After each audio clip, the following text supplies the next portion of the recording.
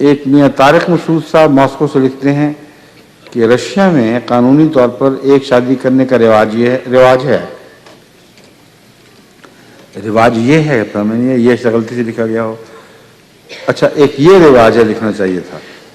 ایک شادی کرنے کا ایک یہ رواج ہے کہ جب کوئی شخص یہاں پر شادی کرنا چاہتا ہے تو اس کو رشین قانون کے مطابق شادی رجسٹریشن کرنے کے لیے زیکس نامی ادارے میں رجسٹر ہونا پڑتا ہے. اگر تمام سہولیات ہوں یا نہ ہوں تو اسلامی نقطۂ نظر سے یہ شادی جائز ہے کہ نہیں؟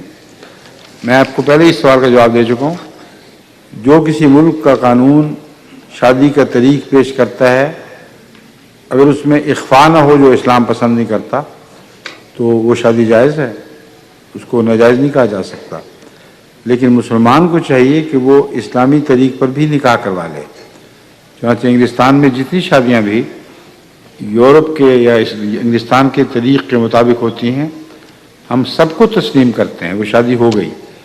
لیکن تبرک کے طور پر اور سنت رسول پر عمل کی خاطر، جو ایک بہت بڑی نعمت ہے، ہم نکاح کی بھی ترغیب دیتے ہیں. اور ایسے سارے جوڑے رجسٹریشن کروانے کے بعد مسجد میں آ کر نکاح کرواتے ہیں. تو ماسکو میں بھی آپ نکاح کروا لیا کریں.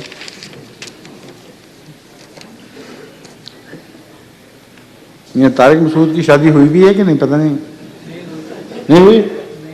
آپ جانتے ہیں کون بول رہا ہے؟ خالد بتاؤ. یہ خطرناک سوال ہے، جا کے پتہ کرو.